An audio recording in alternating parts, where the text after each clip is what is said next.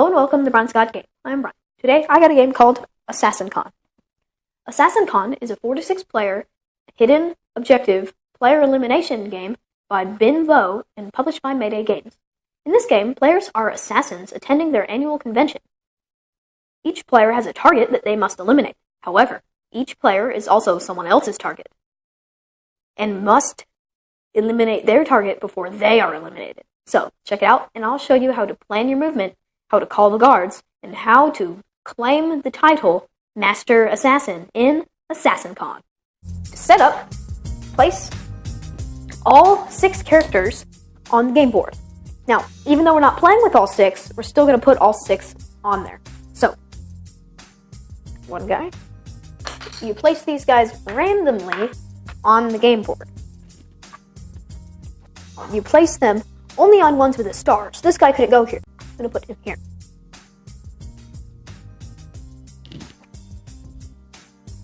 There. All 6 guys are out where the stars are. Then randomly choose a player to be the lead assassin, and it will rotate clockwise. Then give each player a status card. They're all the same on the back. It says eliminated if you're eliminated, and it has a target and a pursuer. So everybody takes theirs and places it pointing to their right, like their target pointing to the right, like so.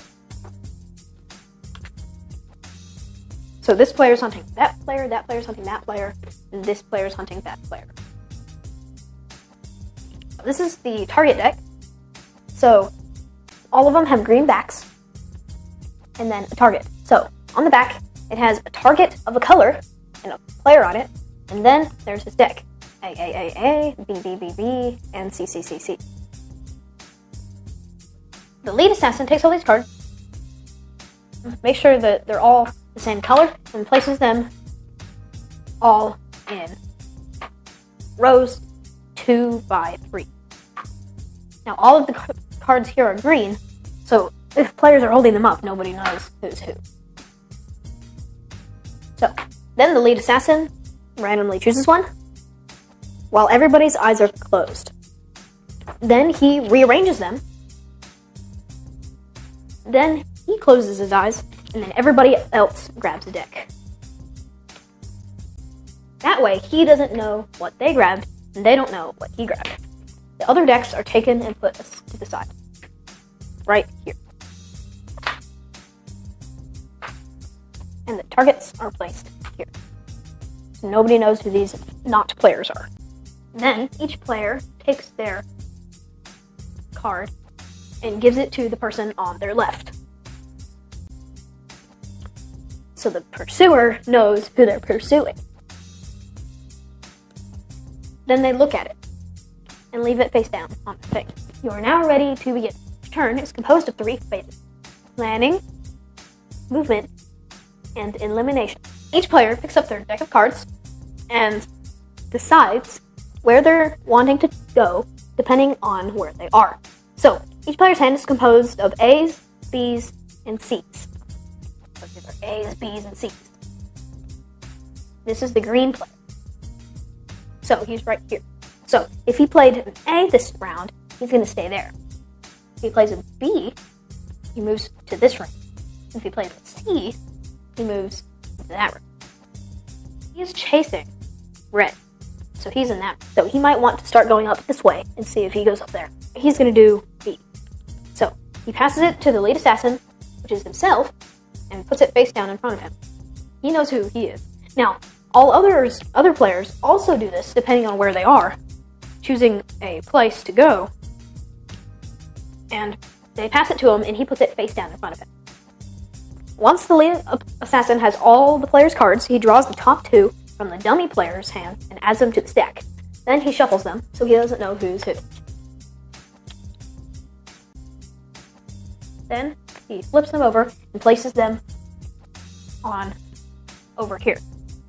And then moves them. So, green is B, so he moves here. Red is C, so he moves down here. White is C, and moves up here. Blue is A, moves up here. Black. No, that's not right. Blue is A and moves down here. Black is B and stays. And finally, orange is C and goes over here. That was the movement phase. Then is the elimination phase. So, normally, elimination doesn't happen on the first turn, but it's possible. So, all the players leave their hands where they are, and if they want to assassinate their target, which they might not, depending on their timing, if they want to assassinate, they take their hand and shows it to the other player and says, I'm assassinating you, this is my color, did I assassinate you? And then the player would confirm yes or no. If the assassination was successful, they take one of these brass knuckles and flips it on the black side and places it in front of them. And the assassinated player flips their card over to eliminated, and then this player then takes the target and puts it in the inactive player. If it was unsuccessful, he takes his target card and gives it to this player. So this one is him, and he's out, flips over the eliminated, and then the player he attempted to assassinate, he takes nothing and places this player's eliminated card there. Now, a player can only be assassinated if they are in the same room, which gives it away who or where they are, or if they're in one of these rooms. So, let's say this player is going to assassinate this player. But, okay, this player is in here. So, if you're in the electrical room, you can assassinate anybody who's in a yellow room. So this is yellow room, that's yellow, and that's yellow. So this player could assassinate that player and make it look like this player assassinated them. They would say, I'm assassinating you, and then that player would die. Now, you could also, from here, this player could assassinate someone anywhere in a blue room. So this player could assassinate this player if they wanted, because that's blue, this player's blue. Now, finally, this room has a red marker, so they can assassinate anyone in red. And after that, you check and see if there are 2 or less assassins left, or if nobody has any cards left. If so, that's the end of the game. Otherwise, you begin another round with the planning phase. During the planning phase, a player can call guards. If a player calls guards, they then name a color and say, guards, my pursuer is, let's say, red. Then your pursuer says yes or no. If it's correct and they say, yes, I was pursuing you, the accuser gains 1 point, and all of the other players' points that they might have had, and they would get them. If the accusation was incorrect and the color matches that of an eliminated player, the eliminated player would get 2 points. Now, if the accusation was incorrect and the color matches that of an active player still playing or a dummy player, every player except for the person who accused they get 2 points. Play continues until there are either 2 assassins left, or all the players have played all of their cards. In that case, they take all of their points and flip it over to the gold side. Those are now permanent, and they cannot be taken from them. And then the lead assassin goes clockwise, and everybody who was eliminated gets flipped back over. They get all their cards back, and you turn it to the other way. So now you're attacking, pursuing the guy on your left. At the end of the round, everybody gets, they turn all the cards in, get them all lit, and then you pick assassins all over again until you have a new color and a new target. And then play continues, keep doing more rounds and turns until the player has 5 brass knuckle points. That player then wins the game.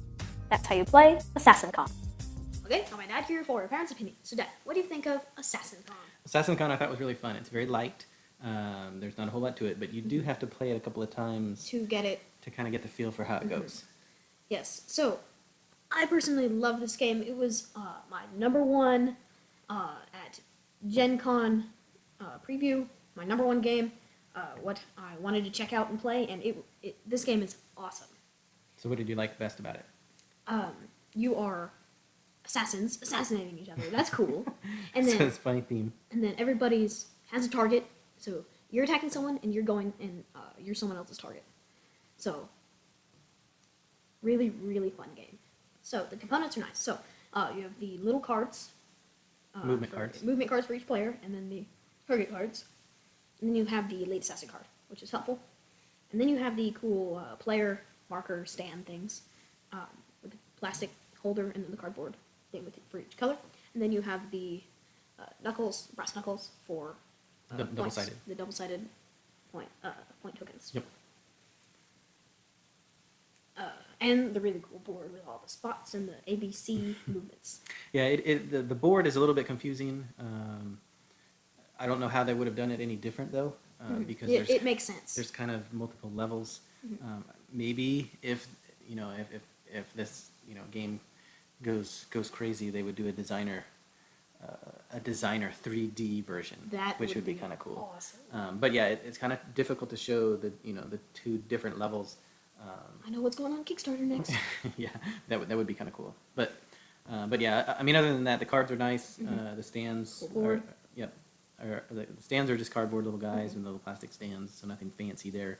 But the cards do have a nice linen finish on them, so they shuffle nice. The artwork is nice. So the cards, they have a different art for each character. The same artwork is on the character token, and then the board has art too for the different characters doing things, things you might find in the electrical or Yeah, or they're like at the different booths at the convention. yeah, different booths. Yeah. And yeah, each one is kind of an assassin. There's like a commando guy, and then there's kind of a more of a James Bond Like looking poison, a knife, and other things like that. guy. Bomb. Yeah, you're crazy scientist. Strategy. So, strategy here. Which card to play? Where am I going to go? When am I going to strike my victim? Yeah. And it all really depends how your victim is running away from you and how Yeah, you are I'm not- running away from your I pursuer. need to play it more, I think, to really nail down a strategy. To me, this is just a very light game.